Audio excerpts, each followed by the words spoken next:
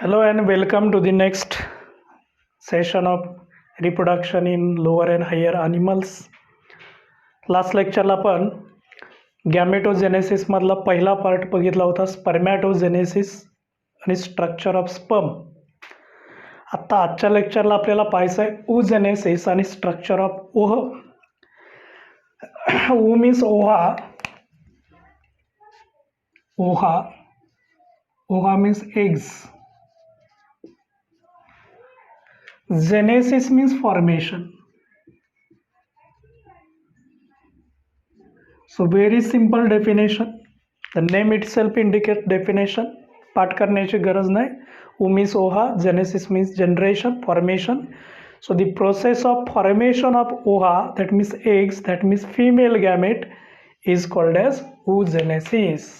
So the process of formation of oha, that means eggs, in the follicles, that means primordial germ cell.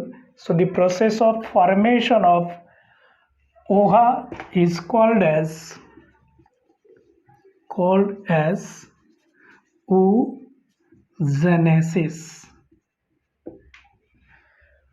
आता ही जी oogenesis process असते ती embryonic स्टेजला start झालेली असते before the birth of female child.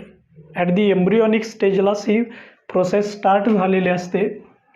याचा total statistics काय आहे हे आपण फिमेल रिप्रोडक्टिव्ह सिस्टीमच्या ओव्हरी स्ट्रक्चरमध्ये बघितलं होतं. बिलियन्स ऑफ प्रिमॉर्डियल फॉलिकल्स तयार होतात ड्युरिंग दी बर्थ. त्याच्या 1 मिलियन शिल्लक राहतात. प्युबर्टीला 40,000 शिल्लक राहतात. प्रत्यक्षात 32 इयरचा जो रिप्रोडक्टिव्ह पिरियड असतो त्याच्यामध्ये 416 मॅच्युअर एग्स तयार होतात, ओव्हा तयार होत असतात.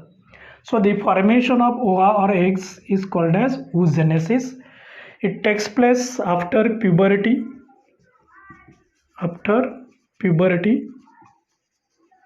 That means sexual maturity at the age of 10 to 14 years in case of female.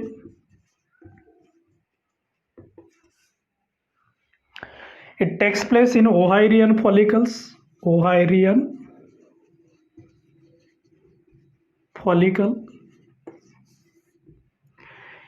जसं आपण स्पर्मॅटोजेनेसिस मध्ये बघितलं होतं 3 फेजेस होत्या महत्त्वाच्या. कोणकोणत्या 3 फेजेस होत्या? पहिली मल्टिप्लिकेशन, बरोबर. दुसरी ग्रोथ फेज, गुड. आणि last one is maturation phase. Likewise oogenesis also having 3 phases, occurs in 3 phases. Similar phases असतात multiplication,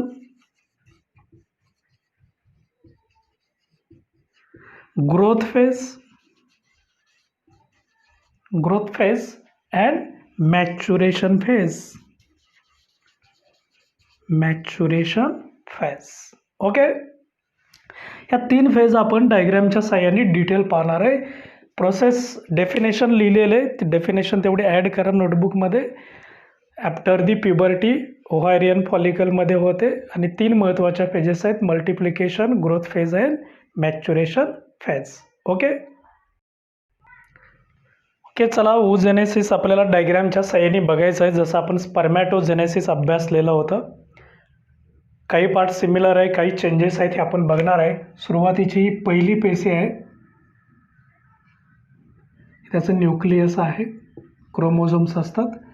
याला म्हणायचं प्रिमॉर्डियल सेल किंवा primordial germ cell. So primordial germ cell किंवा प्रिमॉर्डियल सेल.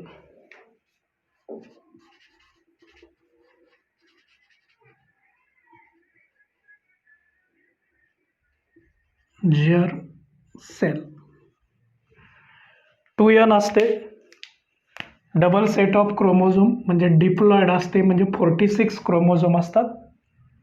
ह्याला म्हटलं जातं प्रिमॉर्डियल जर्म सेल. हॅप्लॉइड नसते, ही डिप्लॉइड असते. आणि ही डिप्लॉइड सिच्युएशन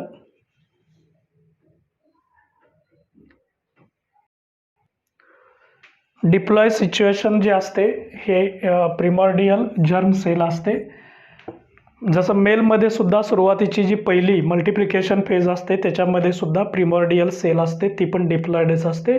इथंही प्रिमॉर्डियल सेल आहे, डिप्लॉयड आहे. याच्यामध्ये रिपीटेड डिव्हिजन्स होतात, मायटॉटिक डिव्हिजन्स होतात. पुन्हा याचं मायटॉसिस होतं, मेनी डिव्हिजन्स होतात, मायटॉसिस. पेशींची संख्या वाढते. हे न्यूक्लियस आहे प्रत्येक पेशीचं आणि याच्यामध्ये क्रोमोझोम्स आहेत. ओके, तर ह्या सगळ्यामध्ये मायटॉसिस होतं. एकाच्या 2 नंबर तोच राहतो, इथंही मायटॉसिसच होतं, नंबर सेम राहतो. पेशींची संख्या वाढते आणि लार्ज नंबरच्या सेल तयार होतात. याला म्हणायचं उगोनिया. गुणसूत्रांचा नंबर बदलत नाही कारण इथलं जी डिव्हिजन आहे ती मायटॉसिस आहे, त्यामुळे हे जर 2n तर हे सुद्धा 2nच आहे. अनेक आहे त्याला उगोनिया म्हणायचं, सिंगल असेल तर उगोनियम असं म्हटलं जातं. संख्या वाढते आणि म्हणून ही जी पहिली डिव्हिजन आहे इथून इथंपर्यंत याला म्हटलं जातं multiplication phase. So multiplication phase,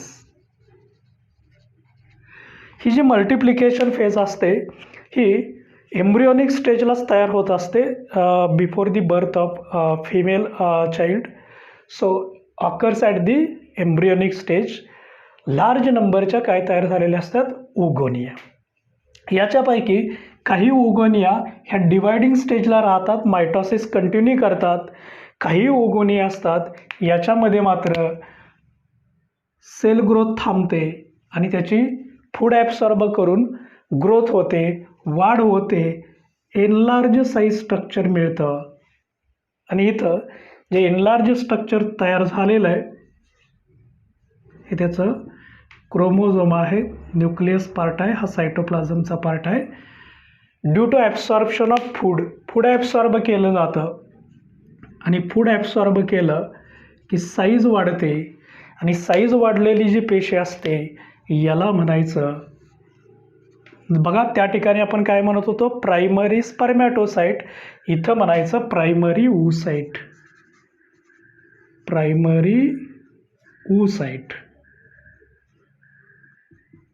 okay, सांगा या ठिकाणी कोणतीही डिव्हिजन झालेली नाही, फक्त साईज वाढते आणि त्यामुळं गुणसूत्रांचा नंबर आहे तोच राहतो, बदलत नाही. 2n आहे म्हणजे 46च आहे, अजिबात बदलत नाही, फक्त साईज वाढते. आणि म्हणून ही साईज वाढणारी जी फेज आहे या फेजला म्हटलं जातं ग्रोथ फेज. सेकंड फेज असते growth phase. Growth phase. First phase आहे मल्टिप्लिकेशन फेज, सेकंड फेज असते ग्रोथ फेज आणि इथून खालची जी लास्ट फेज असते थर्ड फेज असते, याला म्हटलं जातं maturation phase. So maturation phase. Okay, इथंपर्यंतचा पार्ट सेम आहे, तिथंही प्रिमॉर्डियल जर्म सेल, इथंही प्रिमॉर्डियल जर्म सेल, तिथं स्पर्मॅटोगोनिया, इथं उगोनिया, त्या ठिकाणी प्रायमरी स्पर्मॅटोसाइट, इथं primary oocyte. Mitosis, absorption of food, increasing size. Okay, इथून खालची डिव्हिजन असते, याच्यामध्ये थोडेसे चेंजेस व्हायला सुरुवात होतात. आता ही जी आहे पेशी याचं पुन्हा मिओसिस फर्स्ट होतं आणि मिओसिस फर्स्ट झालं की एक याच्या नवीन पेशी मिळतात. आता ही मिळत असताना याच्यामध्ये अनइक्वल सायटोप्लाझमची डिव्हिजन होते. न्यूक्लियस आहे ते सेम राहतं, न्यूक्लियसमध्ये काय बदल नसतो. म्हणजे इथं जेवढे क्रोमोझोम तेवढेच इथं असतात, इथंही क्रोमोझोम तेच असतात. या ठिकाणी होणारी डिव्हिजन आहे ही मात्र हाफ रिडक्शन डिव्हिजन असते, याला आपण मिओसिस फर्स्ट म्हणजे इथं काय होतं, रिडक्शन होतं. रिडक्शन होतं म्हणजे काय होतं, इथला जो नंबर आहे त्याचा हाफ नंबर इथं येतो, हाफ नंबर 2n पैकी n इथं येतो, हा n इथं राहतो आणि अशा अनइक्वल, हे महत्त्वाचं आहे. इथं मात्र फरक आहे, मेलमध्ये इक्वल साईजच्या सेल्स तयार होत होत्या, आत्ता इथं मात्र अनइक्वल सेल्स तयार झालेल्या आहेत. त्यापैकी जी लहान साईजची असते याला म्हटलं जातं फर्स्ट पोलर बॉडी. काय म्हणायचं, फर्स्ट पोलर बॉडी. गुणसूत्रांचा नंबर बघितला तर जो रिड्यूस झालेला याचा हाफ येतो, n होतो. आणि ही जी लार्ज सेल आहे याला म्हटलं जातं प्रायमरी oocyte तयार झालं आहे, म्हणून याला म्हणायचं सेकंडरी oocyte. काय म्हणायचं, सेकंडरी oocyte. हे n नंबरच असतं, सेकंडरी oocyte. सायटोप्लाझम मात्र याच्यात जास्त असतो, सायटोप्लाझम इकडं कमी असतो, केंद्रक मात्र दोघांचं सेमच राहतं. ओके. आणि हे सेकंडरी oocyte होतं, हे मात्र ओव्हरीमधून बाहेर रिलीज केलं जातं, ज्याला आपण ओव्हुलेशन म्हटलं होतं. आणि हे ओव्हुलेशन मेन्स्ट्रुअल सायकलच्या 14th डेला होतं, असं आपण डायग्राममध्ये अभ्यासलेलं होतं. So it takes place at the 14th day of menstrual cycle. जी ओव्हरी असते, आपण फिमेल सिस्टीममध्ये हे युटेरस हा ओव्हरीचा पार्ट होता, इकडं फिंगर लाईक प्रोजेक्शन्स होते, इकडं ओव्हिडक्ट होता. तर या ओव्हरीमधून जे एग बाहेर रिलीज केलं जातं याला म्हटलं जातं सेकंडरी oocyte. आणि it takes place at 14th day of menstrual cycle. या प्रोसेसला म्हटलं जातं ओव्हुलेशन, कॉल्ड ॲज ओव्हुलेशन. अजून एग तयार झालेलं नाही, इथं मात्र ही प्रोसेस थांबते. आणि जेव्हा हे एग फिमरे कॅप्चर करतील, फिमरेतून इथं येईल, इथून ॲम्प्युलामध्ये येईल, इकडून जेव्हा युटेरसमधून स्पर्म आलेला असेल, इकडून स्पर्म येईल आणि एग आणि स्पर्म जेव्हा एकत्र येतात ॲम्प्युला रिजनला, म्हणजे जेव्हा फर्टिलायझेशन स्टार्ट होईल तेव्हा मिओसिस सेकंड कंप्लीट होणार आहे. आत्ता तोपर्यंत मात्र सेकंडरी oocyteच असतं. जेव्हा स्पर्म एकशी युनाईट होईल, फर्टिलायझेशन होईल, तेव्हा मात्र मिओसिस सेकंड स्टार्ट झालेलं असतं. इथंपर्यंत सेकंडरी oocyteच असतं. ओके. समजा इथं ओव्हुलेशन झालेलं आहे, 14th डेला एग रिलीज केलेला आहे, हे फिमरेनी कॅप्चर केलं, ते ॲम्प्युलामध्ये आलं, हा ओव्हिडक्टचा पार्ट आहे, इकडून स्पर्म आलेला आहे, फर्टिलायझेशन झालं, तर मात्र साईड बाय साईड फर्टिलायझेशन आणि मिओसिस सेकंड हे साईड बाय साईड कंप्लीट होतात. काय होईल बघूया आपण. म्हणजे याच्या पुढची जी डिव्हिजन आहे ती मिओसिस सेकंड होणार आहे. तिथं मात्र गुणसूत्रांचा नंबर सेमच राहतो, तो बदलत नसतो, कारण सिमिलर टू मायटोसिस असतं. ओके. बघूया आपण. याच्यापासून 2 पेशी तयार होतील, पुन्हा अनइक्वलच असतं. एक लार्ज साईजची असते आणि एक स्मॉल साईजची असते. इकडं सायटोप्लाझम जास्त असतो, more cytoplasm, less cytoplasm, but nucleus remain the same. Haploid nucleus इथंही असतं, इथंही हॅप्लॉइड न्यूक्लियसच असतं. ज्या वेळेस या सेकंडरी oocyteच्या 2 अनइक्वल सेल मिळतात, त्यापैकी हे जे आहे याला, जी लार्ज असते याला म्हणायचं ओहम, म्हणजे एग तयार होतं, म्हणजे फिमेल गॅमेट तयार होतं.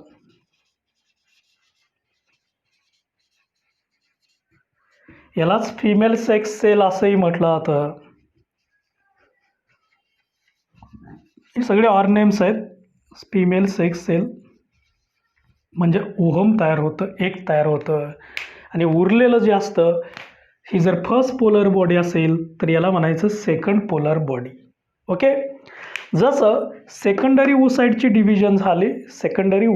डिव्हिजन झाली त्याच पद्धतीनं हे जे फर्स्ट पोलर बॉडी आहे याची पण डिव्हिजन होते आणि याच्यापासून सुद्धा पोलर बॉडीज तयार होतात. या पोलर बॉडीज तयार झालेल्या आहेत.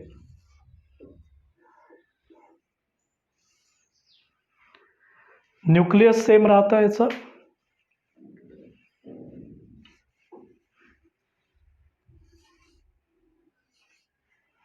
हे पोलर बॉडीज आहेत.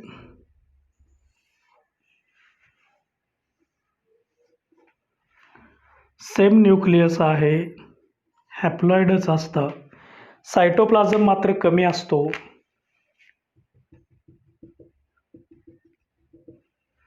आणि ह्या ज्या सगळ्या आहेत ह्या सर्वांना एकत्रित म्हणायचं सेकंड पोलर बॉडीज. काय म्हणायचं? Second polar bodies. So they are collectively called as second polar bodies. ह्या सगळ्या एन सिच्युएशनच्या हॅप्लॉइडच असतात. म्हणजे एकूण पोलर बॉडी किती तयार झाल्यात? तीन कशा तयार झाल्यात? एक सेकंडरी oocyte पासून तयार होते आणि 2 कोणापासून तयार झालेले आहेत? फर्स्ट पोलर बॉडीपासून. तर अशा एकूण 3 सेकंडरी पोलर बॉडी तयार होतात. आणि या ठिकाणी ही जी oogenesis प्रोसेस असते ती कंप्लीट होते. ही जी नेक्स्ट फेज असते इतर जे डिव्हिजन होतं याला म्हणायचं मियोसिस सेकंड. काय म्हणायचं? Meiosis second. इथंही मियोसिस सेकंडच असतं. ह्या दोनही ठिकाणी मियोसिस सेकंड झालेलं असतं. आणि म्हणून जो आहे पण मियोसिस सेकंड हे मायटोसिस सारखं असतं आणि त्यामुळं इथं मात्र नंबर बदलत नाही. नंबर फक्त मियोसिस 1 मध्येच बदलतो, सेकंडमध्ये बदलत नाही. पुन्हा एकदा बघूया आपण सुरुवात. प्रिमॉर्डियल जर्म सेल डिप्लॉइड आहे. लार्ज नंबरच्या काय होतात? Mitosis division to produce large number of cells called as oogonia. All the oogonia are diploid. Okay. Then most of the oogonia are the dividing cell. So these are the dividing cell.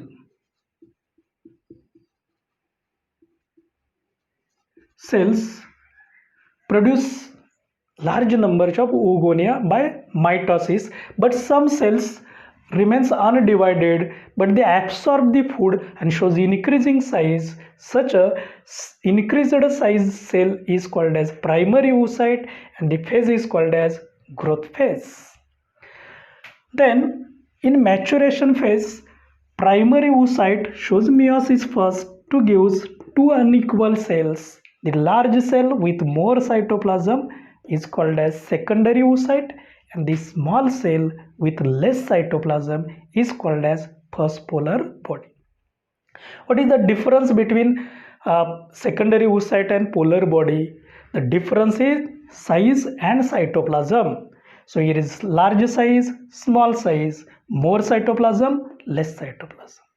But similarity in nucleus. Nucleus remains same, haploid nucleus. So this secondary oocyte is released out of the ovary and then shows fertilization. During fertilization, meiosis second occurs, and during meiosis second, secondary oocyte again gives 2 unequal cells. The large cell is nothing but ovum, egg cell, also called as female gamete or female sex cell. The remaining are the polar bodies, but this polar body formed a second time. So this first time so called as first polar body, but these are generated in second time so called as second polar bodies in meiosis second. So total number of second polar bodies remains 3. 2 from first polar bodies and 1 comes from secondary oocyte. So this process is completed in 3 phases: multiplication phase, growth phase and maturation, like spermatogenesis. So this is about oogenesis. Final end product आहे ohm. याचं आपल्याला स्ट्रक्चरही बघायचं आहे, खूप detail पाहणार आहे. जसं आपण मेल गॅमेटचं स्ट्रक्चर बघितलं तसं आपल्याला फिमेल गॅमेटचं स्ट्रक्चरसुद्धा अभ्यासायचं आहे. ओके, डायग्राम काढून घ्या oogenesis. चला तर आपण structure of unfertilised ohm. Unfertilised ohm म्हणजे विदाऊट, ज्याचं फर्टिलायझेशन झालेलं नाही, ॲक्च्युली हे ओव्हरीतून बाहेर रिलीज केलेलं एग असतं. याला असंही आपण म्हणत असतो सेकंडरी oocyte. सेकंडरी oocyte याचं स्ट्रक्चर आपण पाहणार आहे. तर हे जे ओहम तयार होण्याची प्रोसेस असते, it is produced by the process of oogenesis.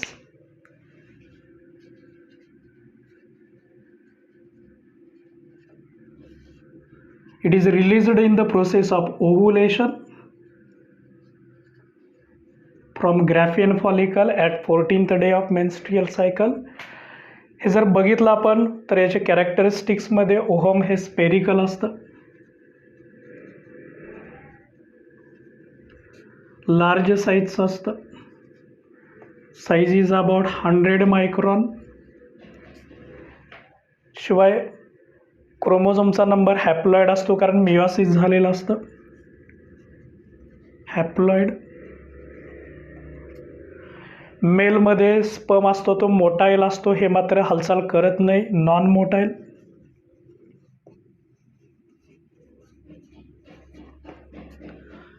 एकाच पेशीने तयार झालेलं असतं, सो युनिसेल्युलर.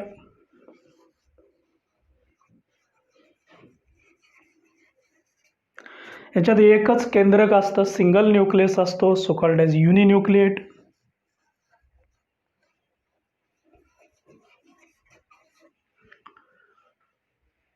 म्हणजे आणि हे जे न्यूक्लियस असतं हे हॅप्लॉइड असतं. हॅप्लॉइड म्हणजेच एन सेट असतो, one set of chromosome. Chromosome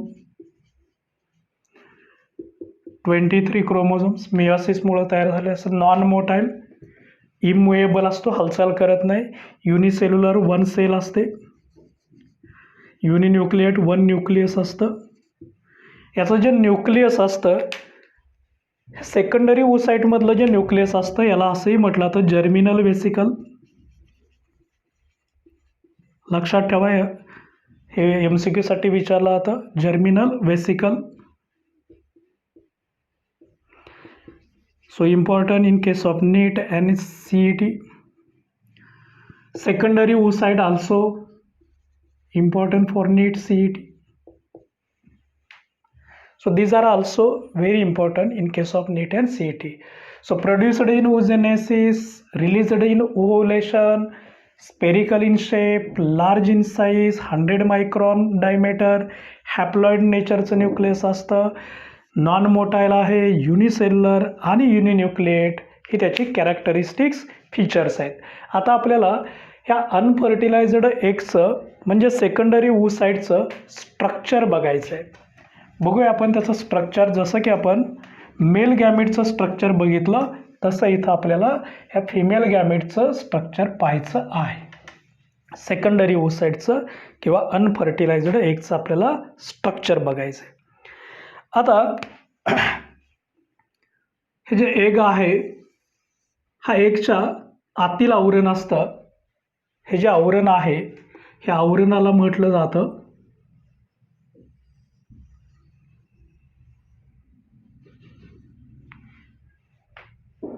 व्हायटेलाइन membrane. या आवरणाला काय म्हणायचं? Vitelline membrane. So called age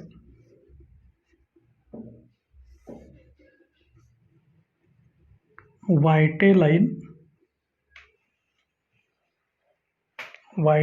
membrane.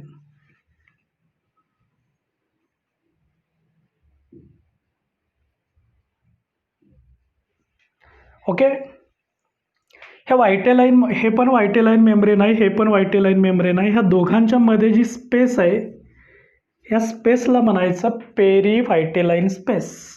So called as perivitelline space.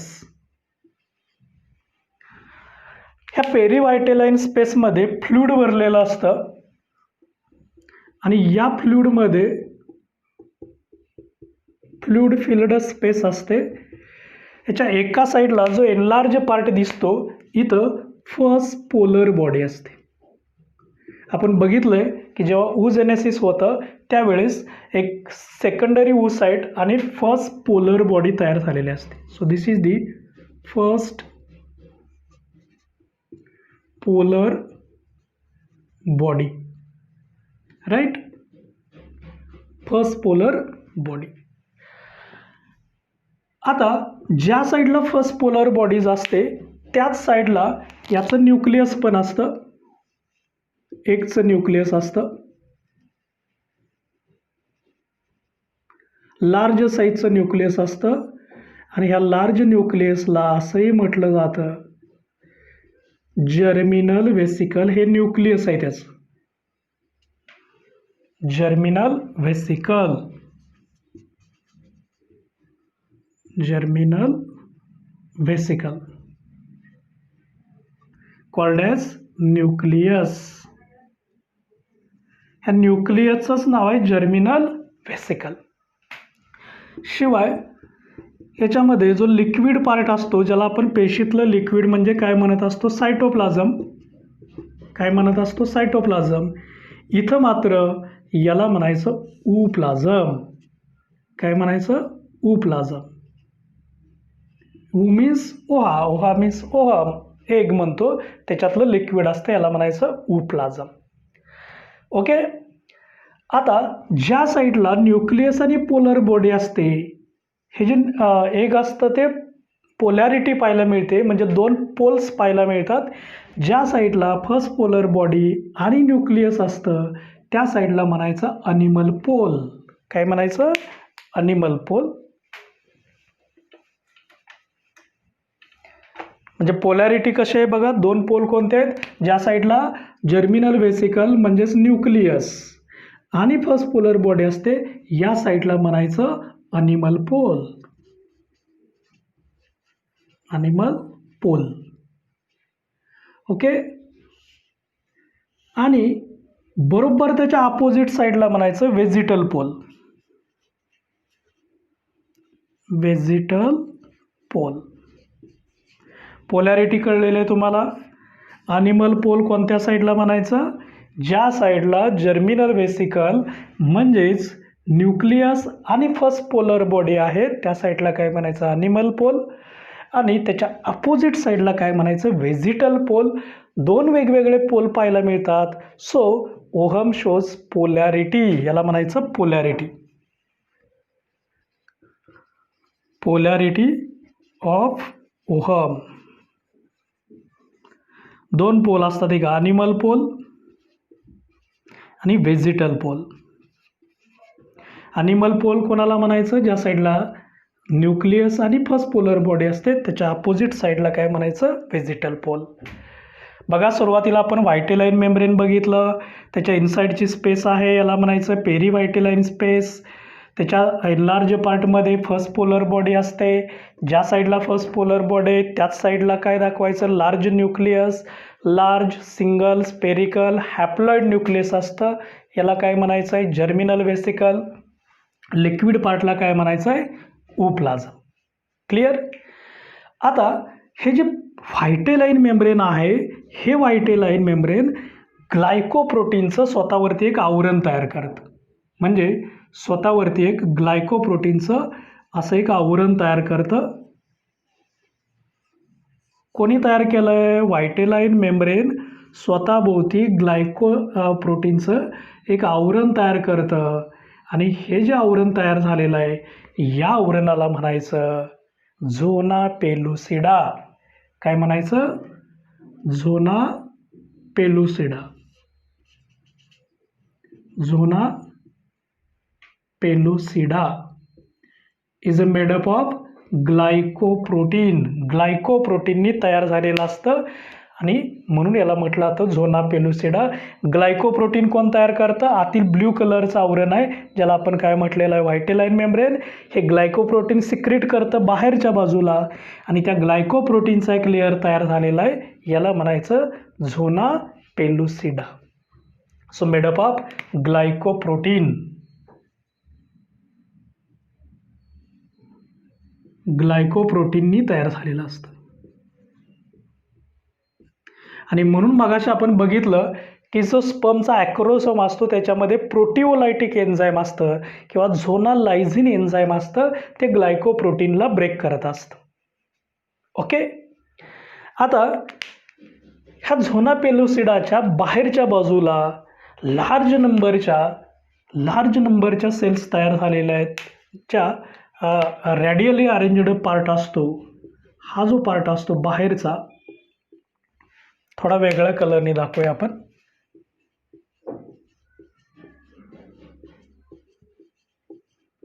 हा आउटर पार्ट असतो रॅडियली अरेंज्ड,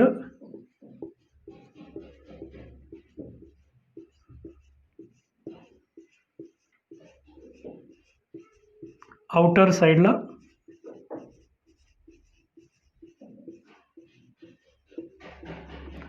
आणि हा जो बाहेरचा पार्ट आहे याला म्हटलं जातं कोरोना रॅडिएटा.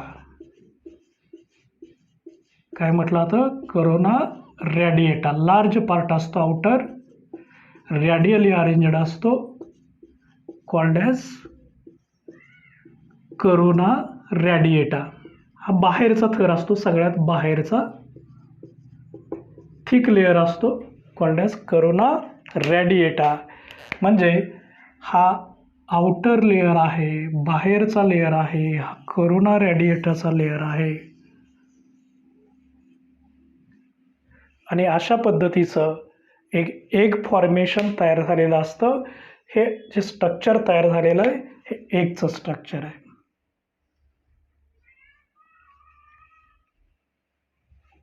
ओके. याला एग म्हटलं जातं, ह्युमन एग म्हटलं जातं. ह्युमन फिमेल एग असतं, हा आउटर लेअर असतो.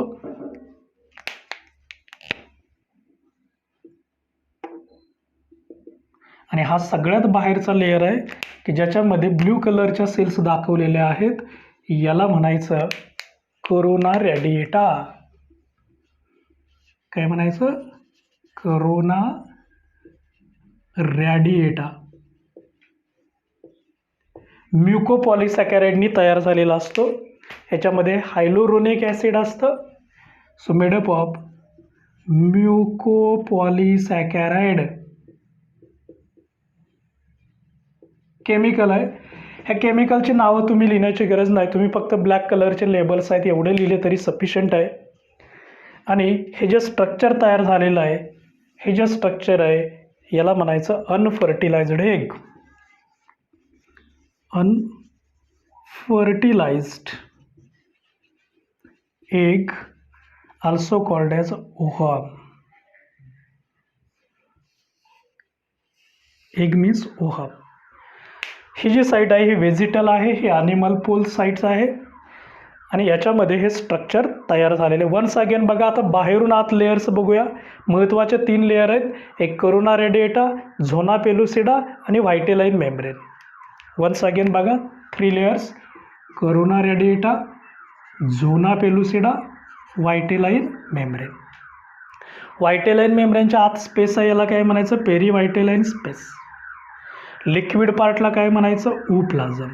न्यूक्लियसला काय म्हणायचं? Germinal vesicle. या साईडला इथं पेरी व्हायटेलाईन स्पेसमध्ये एक सॉलिड स्ट्रक्चर आहे, काय म्हणायचं? First polar body. Zona pellucida कशाने तयार झालेला आहे? ग्लायकोप्रोटीन. कोरोना रेडिएटा कशाने तयार झालेला आहे? म्युकोपॉलिसॅकॅराइड. ज्या साईडला फर्स्ट पोलर बॉडी आणि न्यूक्लियस असतं, काय म्हणायचं? ॲनिमल पोल आणि व्हेजिटल पोल. ओके. म्हणजे इथं आपलं एकचं स्ट्रक्चर कंप्लीट झालेलं आहे. डायग्राम काढून घ्या.